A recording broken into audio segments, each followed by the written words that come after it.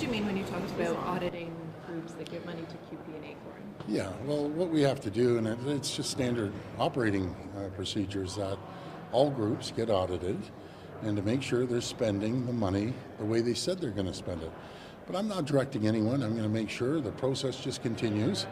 It's not up to me to say audit this, audit that, but we audit everyone we can that receives money from the government. And it's just making sure that what they say they're doing. It sounded like you were specifically targeting your opponents, like QP, Acorn, those groups. Well, you know something, I just want the process to move forward and make sure that when you receive money from the government, you better be spending it the way your application said you're going to be spending it. Well, it's because you're angry with these groups. Do you regret telling the protester yesterday to get a job? No, I'm focused on people looking out there to get a job. I'm focused on people that are working every single day. You know, I've seen these folks all the way back to my city hall days. They're professional protesters, and it's unbecoming of anyone to go in there and act the way they did. The NDP signed some people up. They come in, they should be held responsible. I can tell you, if we brought our supporters in, they acted that way, oh my goodness, it's a whole different story. But you're the premier for all Ontarians, including professional protesters. Is it becoming of the office to tell anyone to get a job? Well, you know something, at the end of they do have a job, by the way. They're getting paid by the groups that are in there.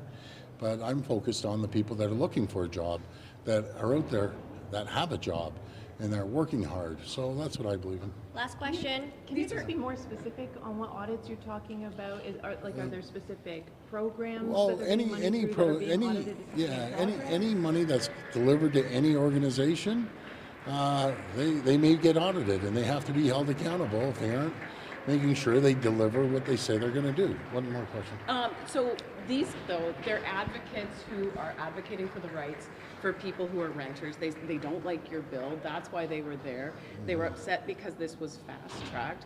Like, do you have anything to say to them? Well, number one, our rent has never been lower over the last 40 months, so we want to make sure we create more of a supply.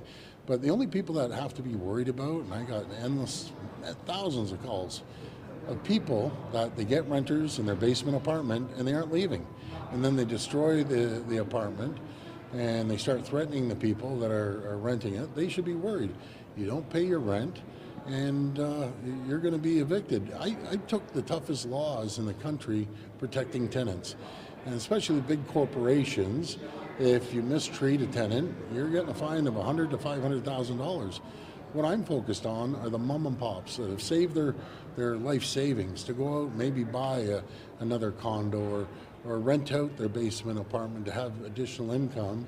And there's professionals that go in there and they won't move out.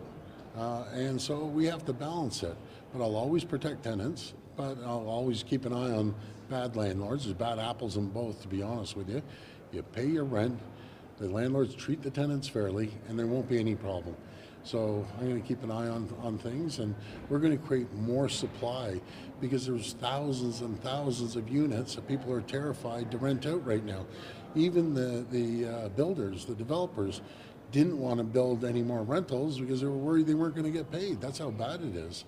And it's probably the worst in the entire country. A lot of them were taking their investment and moving it to other provinces.